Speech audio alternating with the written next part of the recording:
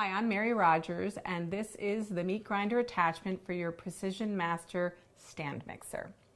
So let's go over all the parts, and then after I do that, what I'm going to do is show you how to make some delicious lamb burgers.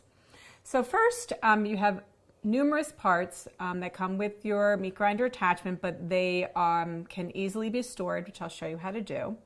First, this is your meat grinder body. This is the auger, which goes inside the meat grinder body. This is your cutting blade. These are your two grinder plates. This is coarse and this is a little finer.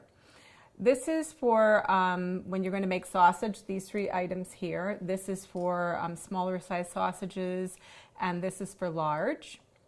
And this also is used inside the grinder body for making sausage. This is your hopper, and the hopper will go, we'll see later, the hopper goes on top of the body. And then lastly, this is your pusher assembly. And the great thing about the pusher assembly is the lid comes off like so, and you can store all of your accessories in here. It's really simple and easily. So it's really simple and easy to store. Whoops, that's not that. That goes there. And it takes up very little space. So now what I'm going to show you how to do is how to actually put the meat grinder attachment onto the stand mixer.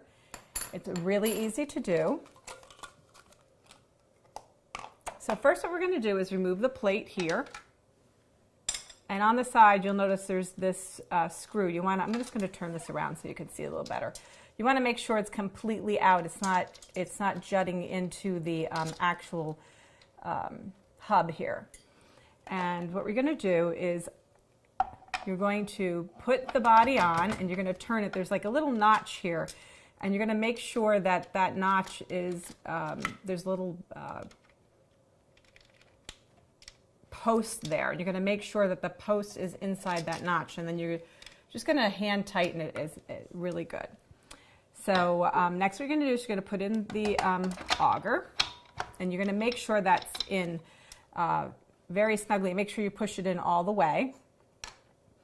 And the next thing you're going to do is you're going to put on the cutting assembly with the flat part outside. Just do that by twisting it. And then whatever size plate that you want to use. This happens to be the larger one. You'll notice there's notches here. You need to make sure that those notches are lined up with the notch in the body. The other thing that is helpful to know is that if this is protruding at all, you didn't assemble it correctly. And then you're going to put this nut on and tighten it down by hand. Don't make it too tight because just tight enough. And the other thing is it comes with this great wrench which helps you either tighten or loosen it when you're done. I just want to make sure I have this really tightened here. So, and then what we're going to do is I'm going to put the hopper on, and that's where you're going to feed your meat into.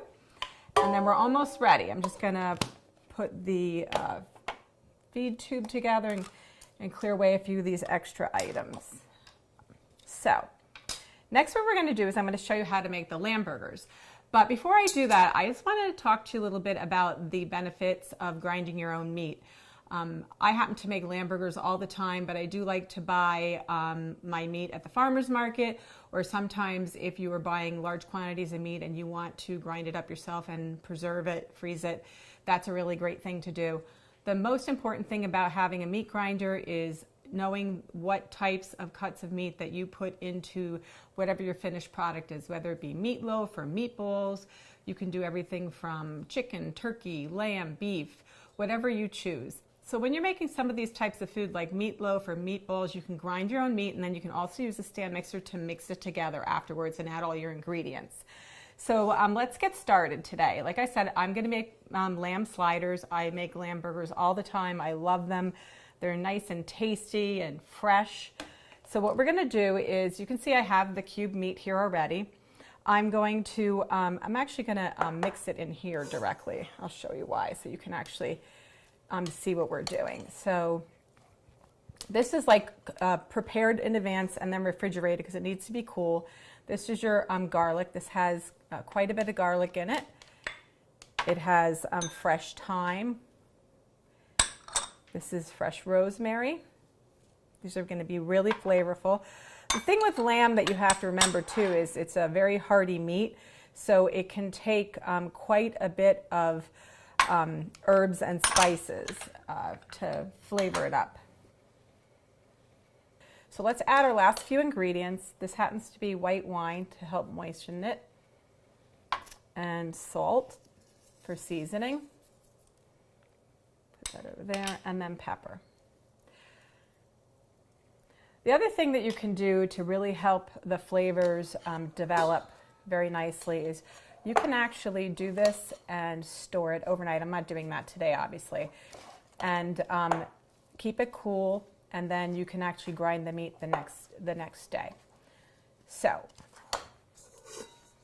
what I'm going to do is put that over there.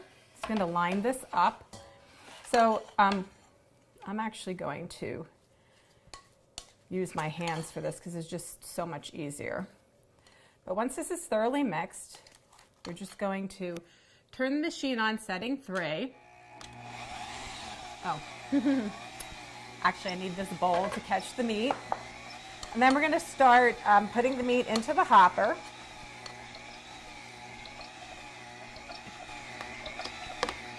And then what I'm going to do is start pushing it down so it's going to come out the front. Get a few more pieces in there.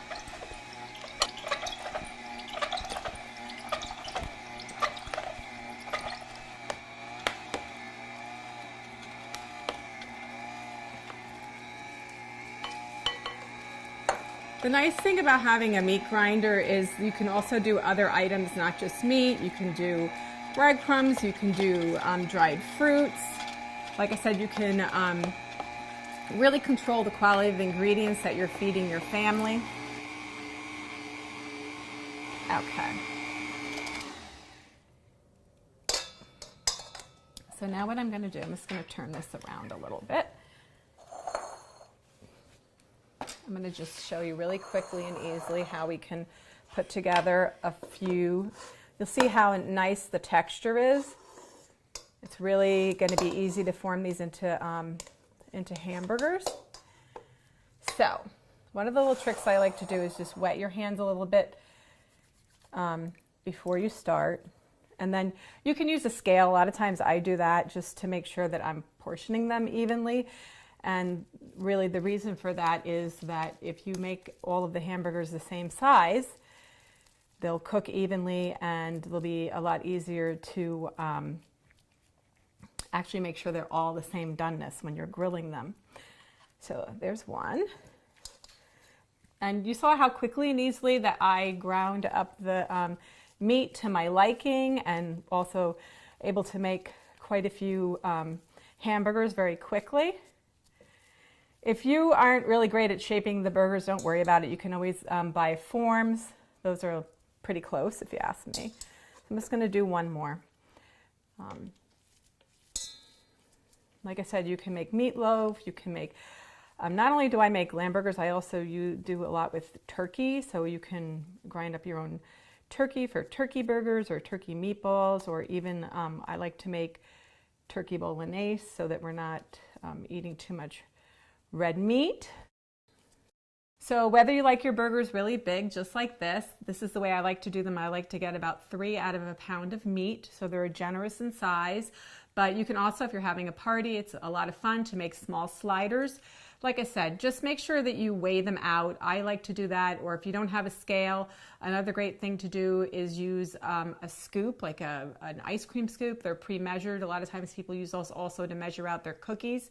It makes it a lot easier when you're cooking your burgers, so you know they'll all be the same weight and they'll come out the same doneness. So there you have it, the Cuisinart Meat Grinder Attachment.